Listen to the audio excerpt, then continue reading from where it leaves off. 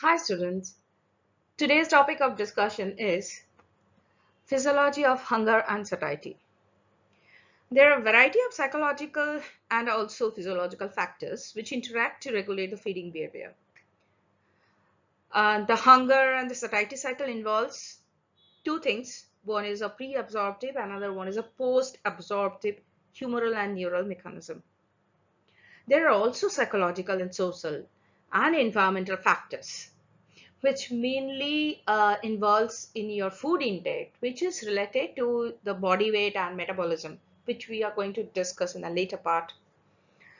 And we know that the eating in turn activates the inhibitory signal to produce satiety. So today's topic of discussion, there are 3 points mainly: the factor controlling food intake, and there's what are the hypothalamic nuclei responsible for the food intakes, what are the parts of your brain, and where the signal is going from your body to the central nervous system, how it is happening, the total composite diagram, and the obesity and other disorder related to food intake.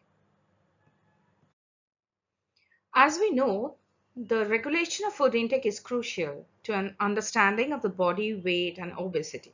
Traditionally, the food intake has been researched within the homeostatic approach to physiological system pioneered by mainly Claude Bernard and Kennan and others also.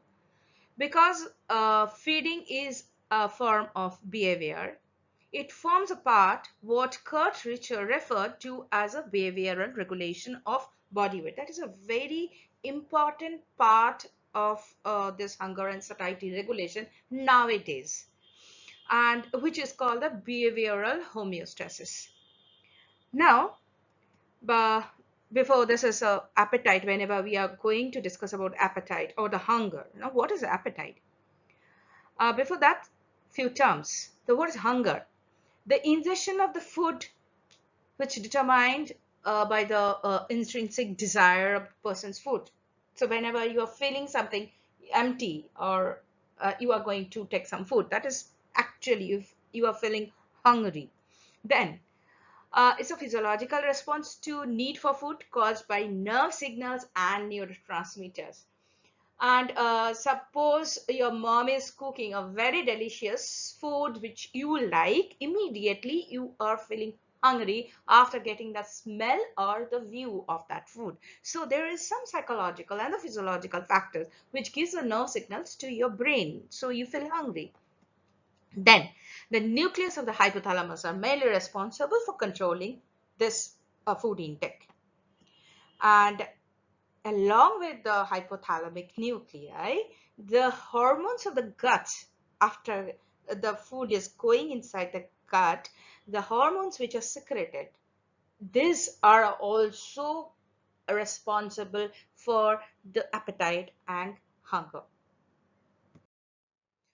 As we finished what is hunger, now what is satiety? Satiety means a fed state, or you are not feeling hungry anymore, or you cannot take more food at that point. When it happens, it's obviously after meal, and the feeling of fullness, which ultimately stop the person from taking more food, and satiety suppress hunger. So when a hunger, you mean that you are taking food. After taking food, when you are full, you feel satiety. It is now accepted that the control of appetite is based on a network of interactions forming part of psychobiological system. And the system can be conceptualized on 3 levels. What are these 3 levels? One is the psychological events, that is a hunger, perception, craving, or hedonic sensation. Hedonic means the food which gives you pleasure. Then behavioral operation was the meal, snacks, energy, and micronutrients, whatever after digestion it is having. And then the level of peripheral and the physiological are the metabolic events, which also interact with each other for the food intake. Lastly, the level of the peripheral physiology and the metabolic events. These everything actually acts one by one, and you feel the appetite reflects a synchronous operation of this events and the process, which we are going to discuss in the next slides, that actually happens in the three levels.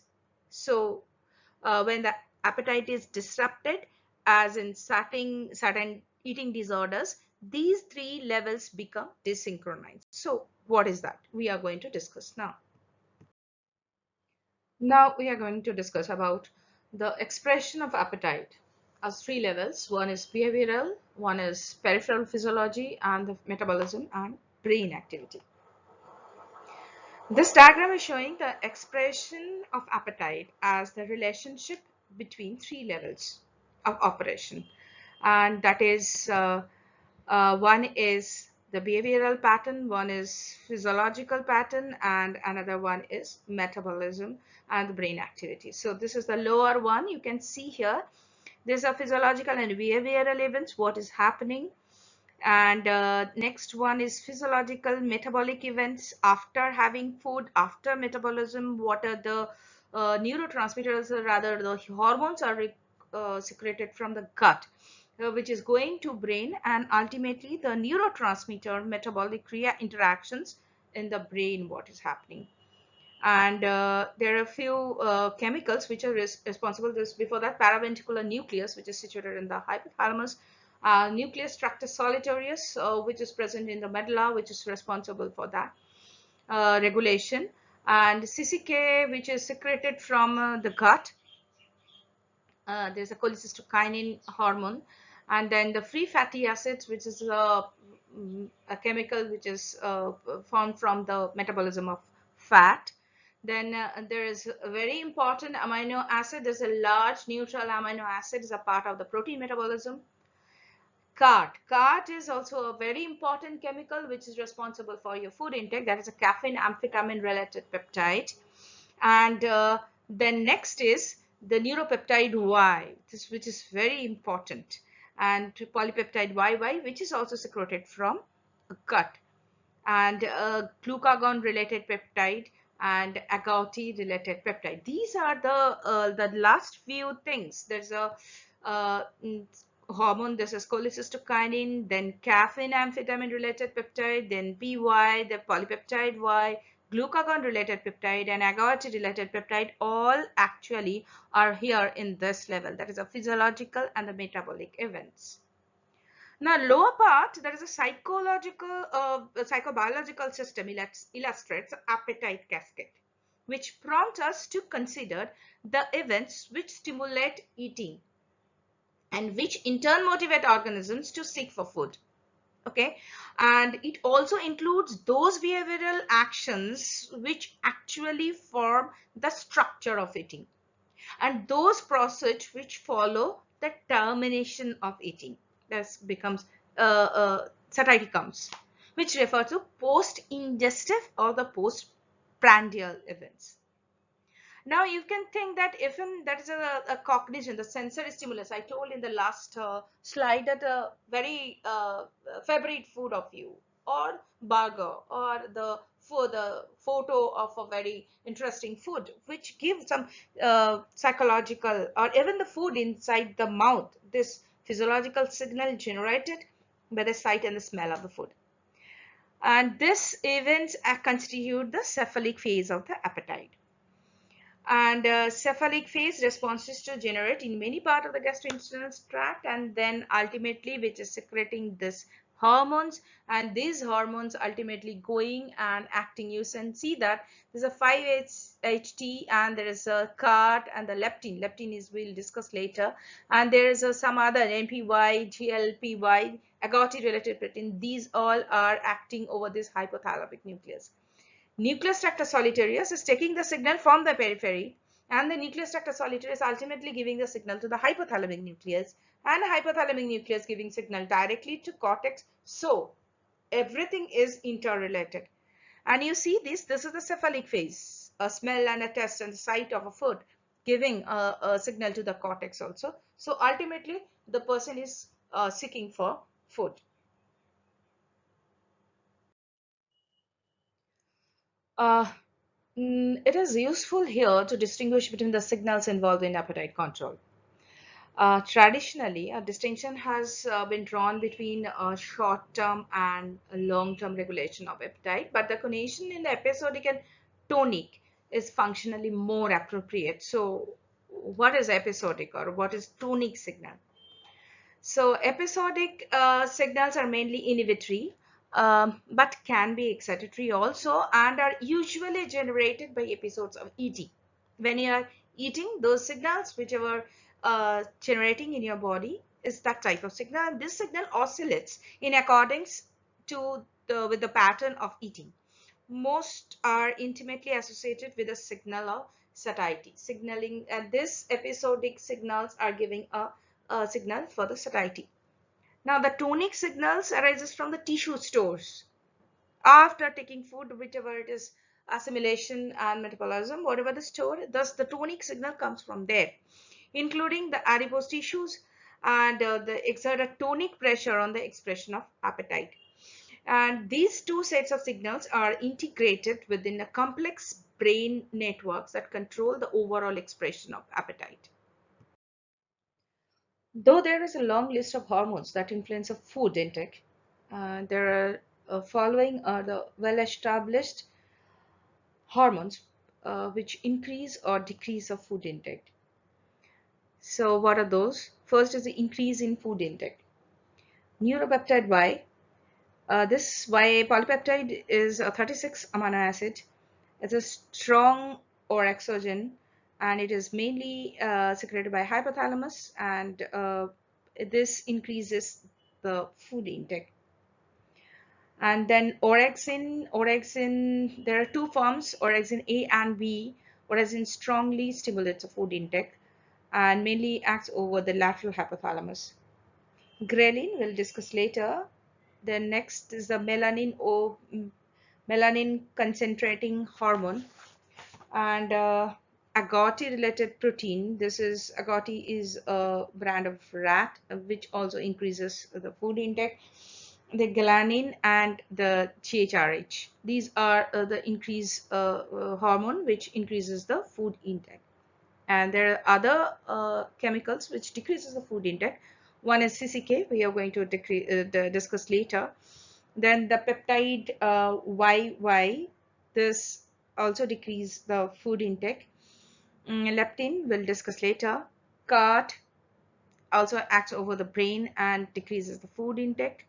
Alpha melanocyte stimulating hormone, which ultimately decreases the food intake. Estrogen and oxytocin, dopamine, these are the hormones which actually decreases the food intake. Other than that, the body temperature, decrease in body temperature increases the food intake.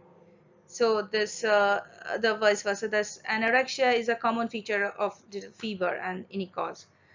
And another one is a metabolic factor is a very important, the plasma glucose level. We'll discuss later how it regulates this food intake. Now we'll discuss about particular few hormones which are very much important for this regulation of food intake. First, we'll discuss about ghrelin. Ghrelin is found in both gut and brain. Gut being the major source of plasma ghrelin. So the highest concentration of the ghrelin are found in the stomach and then in the small intestine. It's a polypeptide secreted by the stomach.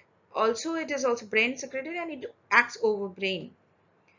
The endogenous ghrelin level appear responsive to nutritional status. For instance, the human plasma ghrelin is increases during fasting and decreases after food intake. It also found in the hypothalamic nuclei, and it is very much this ghrelin controls critically the energy regulation. The human plasma ghrelin secretion increases during fasting and decreases as we told, and the receptor are found for it in the arcuate nucleus, which is outside the blood-brain barrier. It can cause the blood-brain barrier also. The ghrelin also participates in the regulation of the reward cognition. It's which type of good food, if you are feeling that ghrelin increases the food intake after seeing that cognition of the reward, whatever you are having, learning and the memory, sleep, wake cycle, touch sensation, reward behavior, and the glucose metabolism. Ghrelin increases the body weight and the fat mass by triggering the receptor in the arcuate nucleus that include NPY and agouti related peptide. And it has been proposed that the ghrelin linked in the initiation of the eating acts as a compensatory hormone. This means that in the obese people and the ghrelin level would be reduced in an apparent attempt to restore a normal body weight status.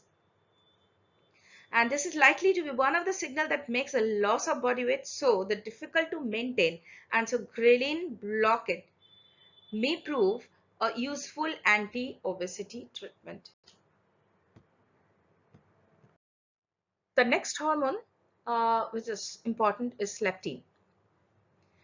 And in 1994, the landmark scientific event occurred with the discovery of this identification of the mouse gene responsible for the obesity.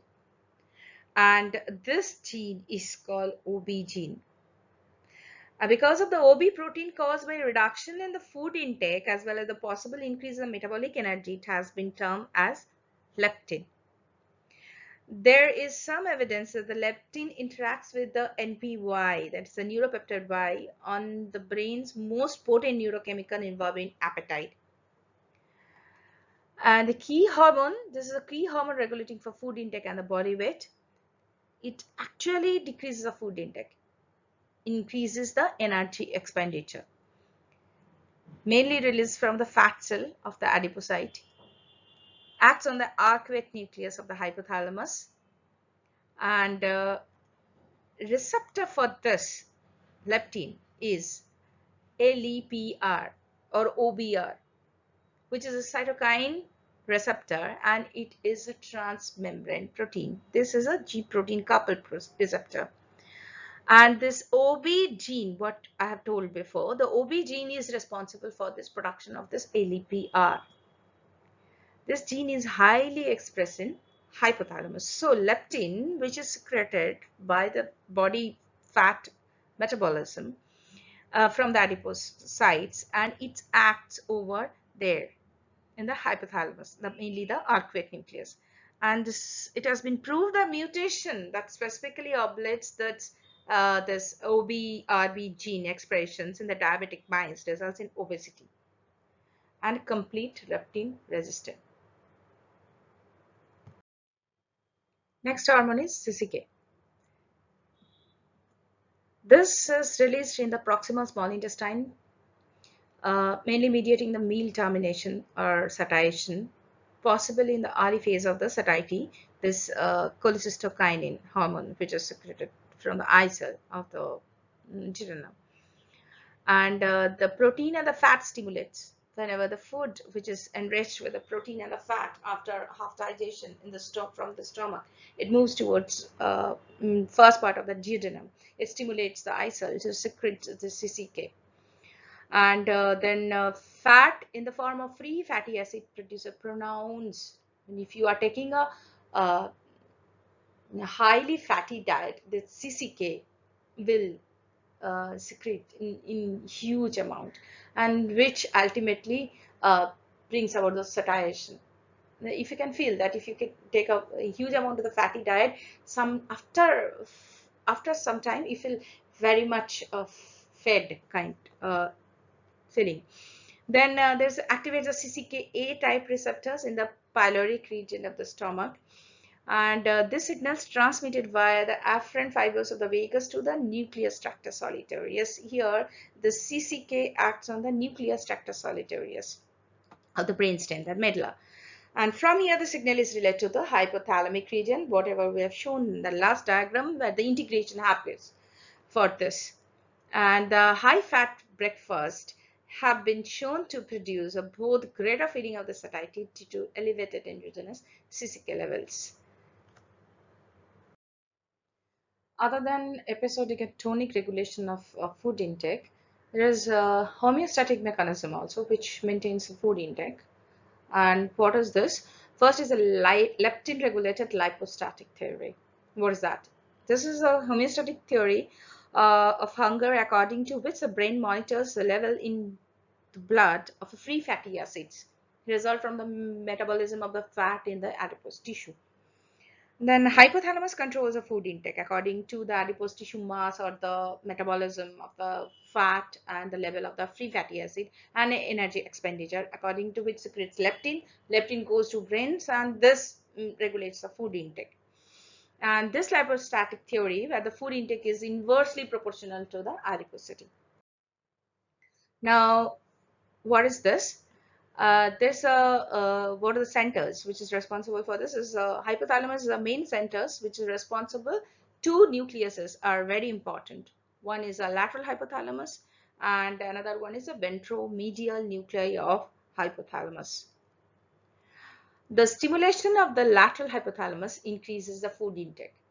So we are telling there is a two centers in the hypothalamus. One is a lateral hypothalamus and another one is a ventromedial nuclei of the hypothalamus. Whereas the lateral hypothalamus, stimulation of this area causes increase in food intake. This actually called the feeding center. And it has been proved that the destruction of this feeding center or the lateral hypothalamus causes a fatal anorexia. Means person cannot take food or they don't urge for any food if it is destroyed. Then opposite way, the stimulation of the ventromedial nuclei of the hypothalamus causes sedation of food intake. That's why it is called satiety center. And destruction of this satiety center leads to hyperphagia or morbid obesity. Means whenever there is a feeding center, actually feeding center is chronically active and it is stimulating and taking the person will be taking food always. But this feeding center is controlled by satiety center, and this satiety center mainly stimulated or controlled by the other factor which is there in the body. So whenever there is a signal is going to this satiety center, that is a ventromedial nuclei, this is getting stimulated and ultimately that signals from the ventromedial nuclei is going to feeding center, which is ultimately stopping the person from eating. Now, another higher homeostatic mechanism which maintains the food intake, one that is a glucostatic theory. And actually, it is a level of the blood glucose which increases after food intake or it decreases after fasting. So, how it regulates the food intake, that we are going to discuss.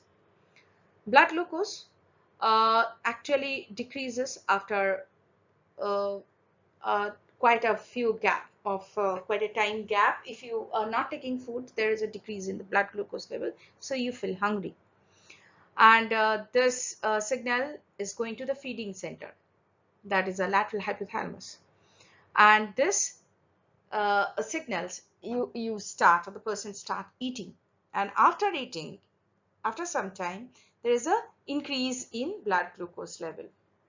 Now when there is an increase in blood glucose level, this signals goes to satiety center.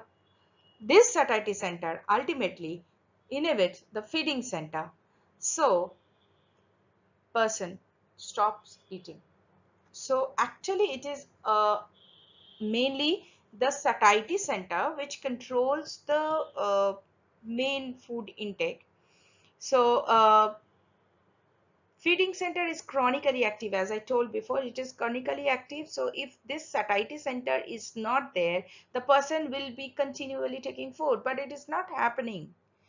Actually, this satiety center is a monitor which inhibits the feeding center, and the signal for the satiety center, it's come from the blood glucose levels and other chemicals also, like leptin from the adipose tissue fatty acids. It acts on the satiety center and the person stops eating.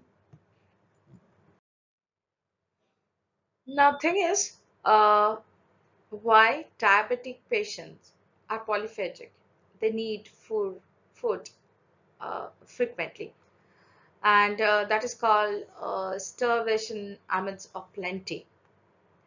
So discharge of the satiety center depends on the utilization of the blood glucose. Whenever there is a blood glucose increases, satiety center stimulates and give the inhibitory signal to feeding center, and the person stops eating.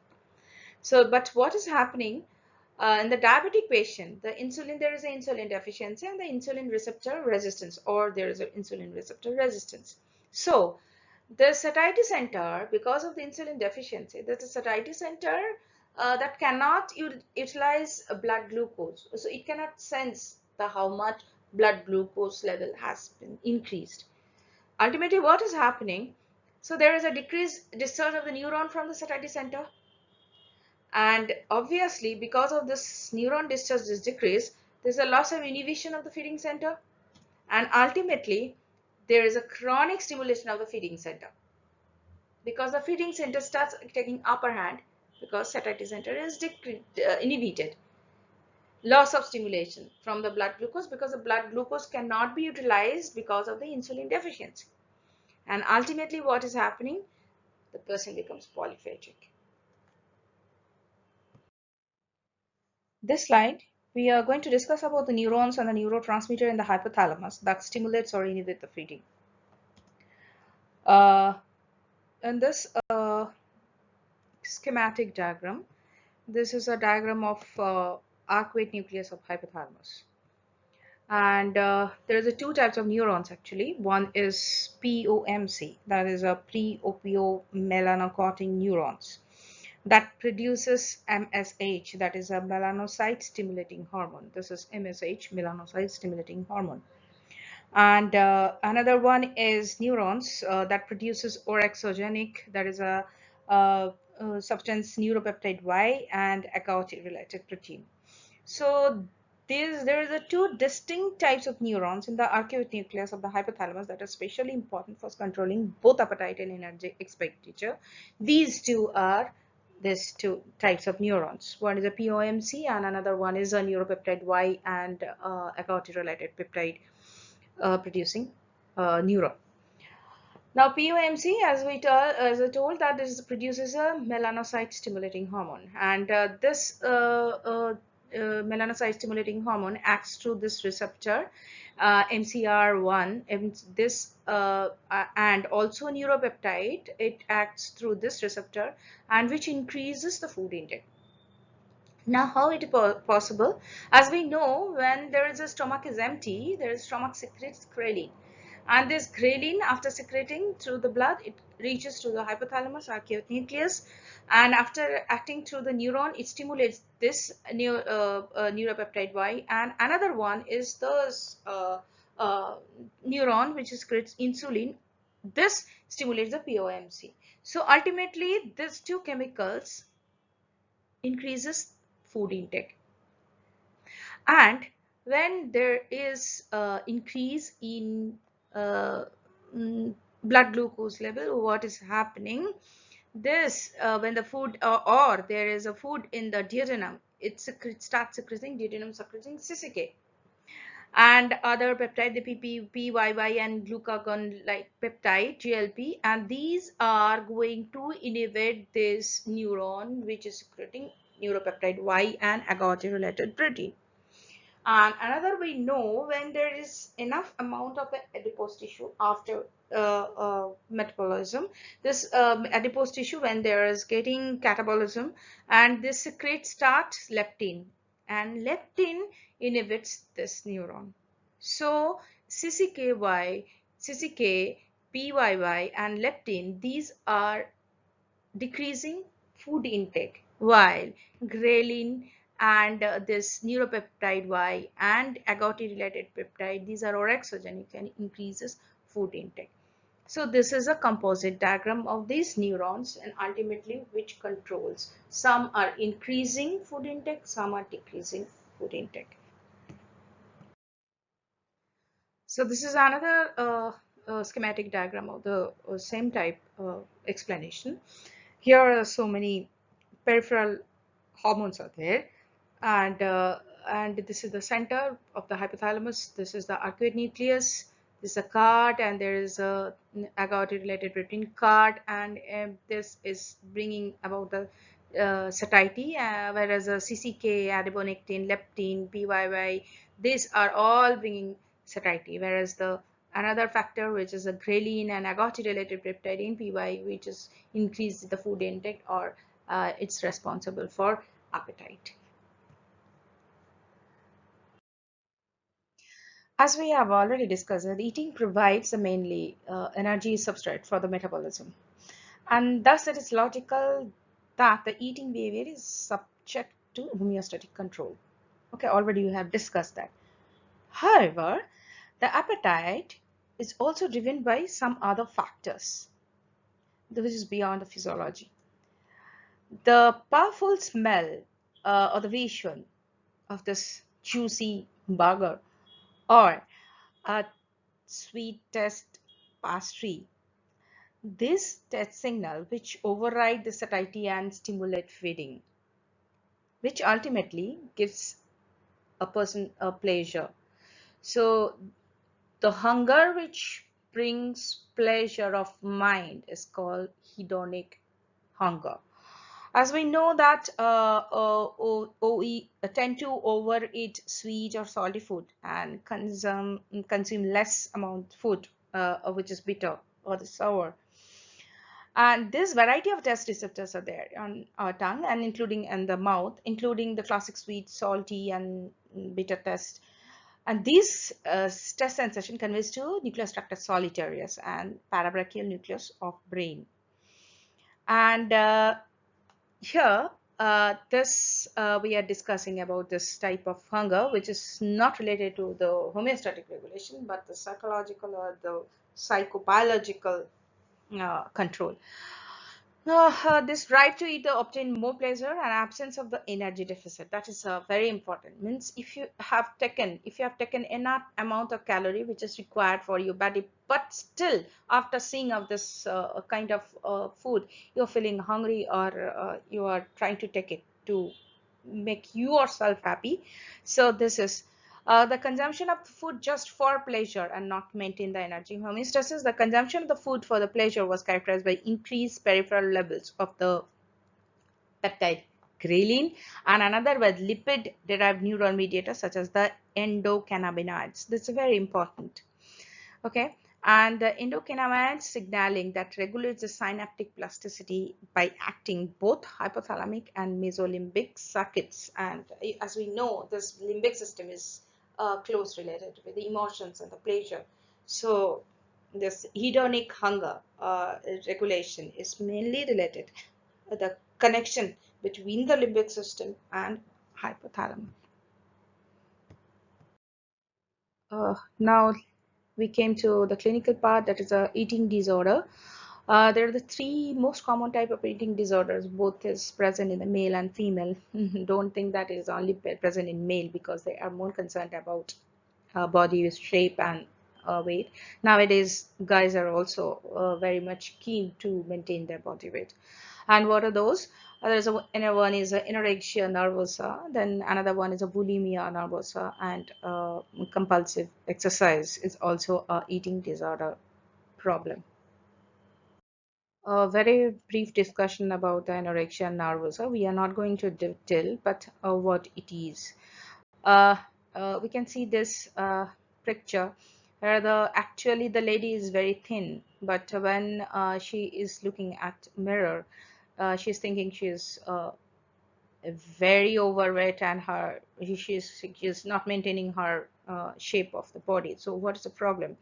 The excessive concern about weight or the weight gain, and refusal to maintain a minimal normal body weight.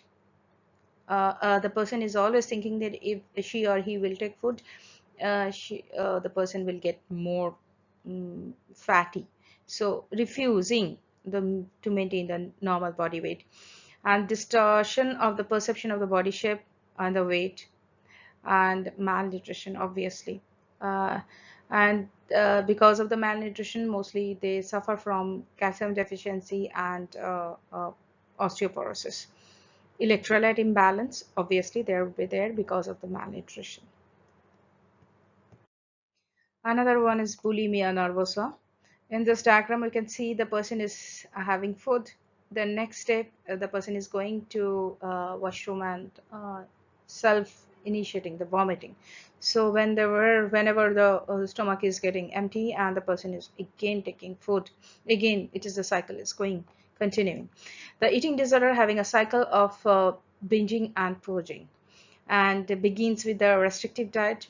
Very critically, she or he maintains the food intake and the calorie intake, and reduce the calorie and the food intake per food per meal. And the person engages herself in the induced vomiting, or sometimes the person takes laxative also.